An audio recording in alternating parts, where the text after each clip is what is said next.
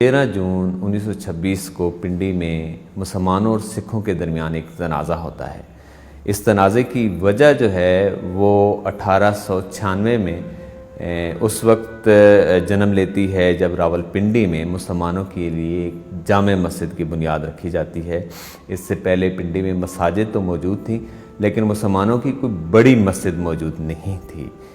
تو گردوارے تھے، یہاں پہ مندر تھے، اور اس کی ایک وجہ شاید یہ بھی تھی کہ پنڈی شہر میں جو اکثریت تھی وہ ہندوؤں اور سکھوں کی تھی اور مسلمان اقلیت میں تھے۔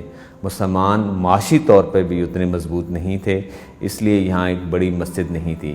لیکن جب بادشاہ امان اللہ خان یہاں ایگزائل پہ آتے ہیں اور پنڈی میں وہ رہتے ہیں تو مسلمان وہ یہ کہتے ہیں کہ اگر ایک بڑی مسجد بنائی جائے تو وہ اس کے لیے عطیہ کریں گے۔ چنانچہ ایک بڑی مسجد کا جو ہے وہ ایک پلان بنتا ہے۔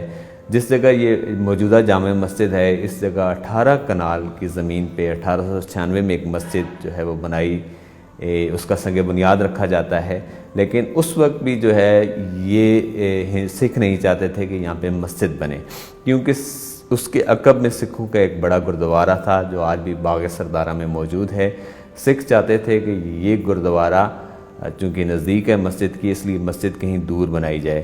تو اس وقت پیر مہر علی شاہ صاحب جو تھے انہوں نے انٹروین کیا اور انہوں نے اپنے اثر و رسوخ سے سکھوں کو قائل کیا کہ مسجد اور گردوارے میں کوئی تنازع نہیں ہوگا تو آپ یہ بننے دیں۔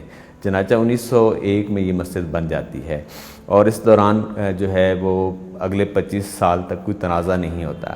لیکن پھر اچانک یہ ہوتا ہے کہ ایک جو ہے مسجد سے پیچھے ایک سینما بن جاتا ہے، اور سینما جو ہے جو بندہ بنا رہا ہوتا ہے وہ سردار موہن سنگھ ہیں جو اس وقت راولپنڈی کی میونسپل کمیٹی کے چیئرمین ہوتے ہیں۔ مسلمان یہ کیس کر دیتے ہیں کہ اس سینمے کو روکا جائے کیونکہ مسجد ہے ساتھ، لیکن مسلمان عدالت میں یہ کیس ہار جاتے ہیں۔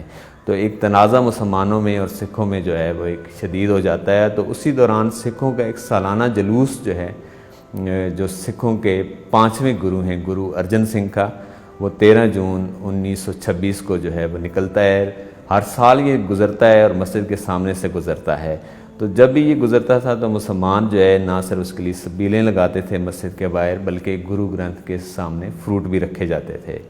لیکن اس سال یہ ہوتا ہے کہ مسلمان یہ کہتے ہیں کہ یہ جلوس جو ہے یہ اگر گزرے گا تو مسجد کے سامنے سے یہ میوزک بجاتے ہوئے نہ گزرے۔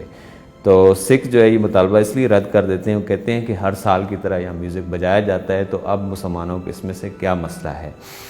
چنانچہ چونکہ ایک سینمے کا جو ہے وہ ایک رفٹ موجود ہوتی ہے تو اس کی بنا پہ مسلمان جو ہے وہ ایک تیاری کرتے ہیں اور کچھ کلاڑیاں وغیرہ خرید لیتے ہیں۔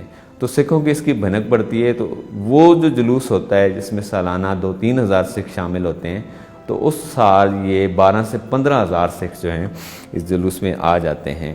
تو جب وہ مسجد کے سامنے سے گزر رہے ہوتے ہیں اپنے ڈھول باجے بجاتے ہوئے، تو مسلمان ان سے کہتے ہیں کہ آپ جو ہے یہ ڈھول باجے نہ بجائیں، اس سے مسجد کا تقدس مجروح ہوتا ہے۔ لیکن وہ باز نہیں آتے، تو اس دوران مسلمان جو ہے اس جلوس پہ پتھراؤ شروع کر دیتے ہیں۔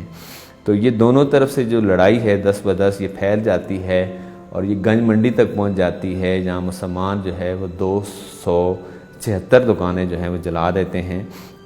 ایک بہت بڑے فساد کی لپیٹ میں آ جاتا ہے شہر۔ ساری رات شہر کے اندر دکانیں جلائی جاتی ہیں، گھر جلائے جاتے ہیں، کئی جگہوں پہ فائرنگ کے واقعات ہو جاتے ہیں۔ تو بہت زیادہ جو ہے وہ قتل و غارت ہوتی ہے۔ اگلے دن شہر کے اندر کرفیو لگ جاتا ہے۔